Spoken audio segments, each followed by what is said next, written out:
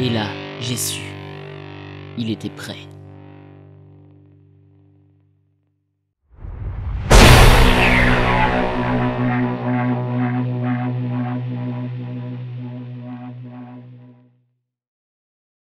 Bonjour à tous, je suis Paxel, monteur-cadreur et je vais vous apprendre à faire de la vidéo sur internet. Et pour cela, je serai accompagné d'un jeune vidéaste en herbe, en la personne de Corentin. Salut! Ne vous êtes-vous jamais dit, Et pourquoi pas moi? en regardant votre vidéaste favori sur YouTube, vous vous êtes peut-être dit, Eh mais c'est super simple! devant un stream de jeux vidéo, la flamme de la passion brûle en vous? Carrément! Eh bien cette émission est faite pour vous. En effet, nous avons abordé ici les différentes étapes qui composent la création de vidéos sur internet. Du choix du matériel, jusqu'à la mise en ligne, en passant par le montage et l'écriture. Mais ça va être long! Et oui mon petit Corentin, et c'est pour ça qu'il va falloir s'organiser. Et pour cela nous avons un outil imparable, le guide du vidéaste internetique. Mais ça existe pas internetique! Et c'est là que tu fais fausse route. Ça existe? Bien sûr que non, mais cet outil très pratique va nous servir durant tout notre voyage. Mais d'abord, voyons par où commencer. Corentin, jeune homme plein d'envie, a une passion, la vidéo. Seulement, il ne sait pas quoi faire pour l'assouvir. Eh bien, sache que d'après le M2GI, Movie Maker Guide for the Internet, tu peux réaliser tes vidéos avec très peu de moyens. Et oui, pas besoin de dépenser 2000 € dans du matériel pour faire de la vidéo. Et ça reste le plus important. En termes de vidéo, rien ne vous contraint à avoir la toute nouvelle caméra dernier cri ou même le nouveau DSLR à la mode. Non, non, même avec votre webcam, vous pouvez faire de la vidéo. Et ça, c'est la magie d'Internet. Mais ça va pas faire un peu trop amateur tout ça?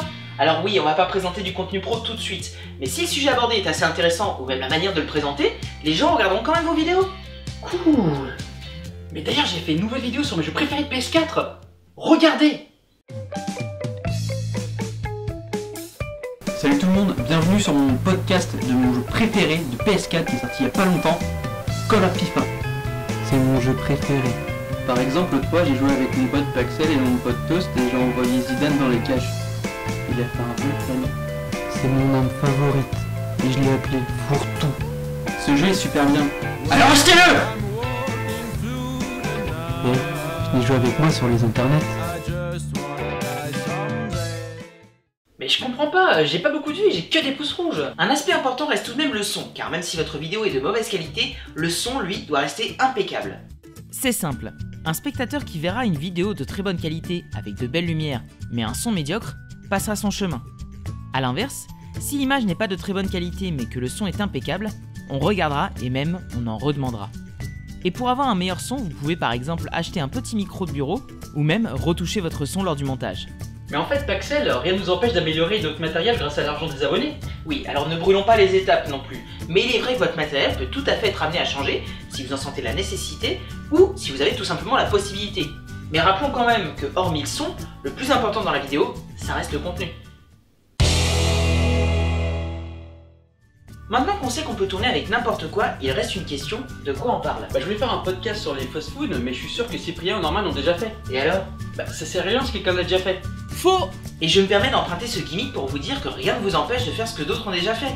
Loin de là. Mais risque pas de dire que je copie? Oui, c'est possible, mais il faut justement que tu n'hésites pas à mettre ta patte sur des concepts qui ont déjà été vus et revus. Je peux même créer un personnage ou faire un podcast comme si je vivais dans les années 50. Ça peut être une super bonne idée en effet, et quand bien même tu refais quelque chose qui a déjà été fait, c'est pas grave. Ah bon?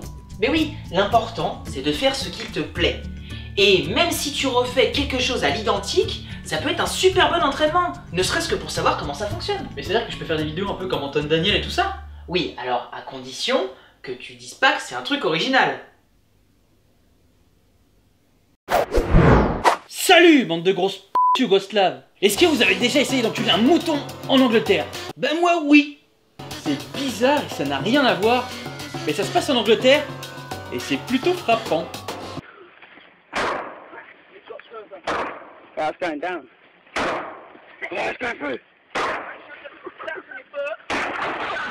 Et ça ne casse pas trois pattes à un connard!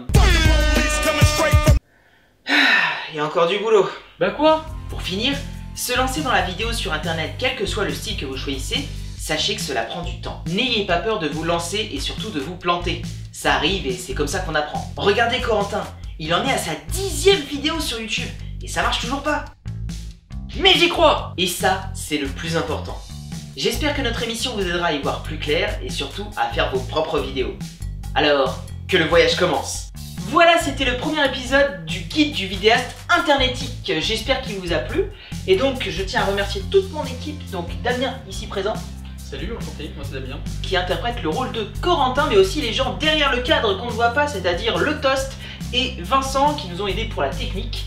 Et voilà, donc j'espère que l'épisode vous a plu. Et n'hésitez pas à nous suivre sur les réseaux sociaux, donc Facebook, Twitter, LinkedIn, Google+, enfin tout ce que vous voulez, n'importe quel réseau, Periscope, je sais pas. Ouais, n'oubliez pas de laisser de l'argent, bien entendu, pour qu'on puisse renouveler notre matériel. Voilà, si vous avez suivi la vidéo. exactement, si vous avez suivi.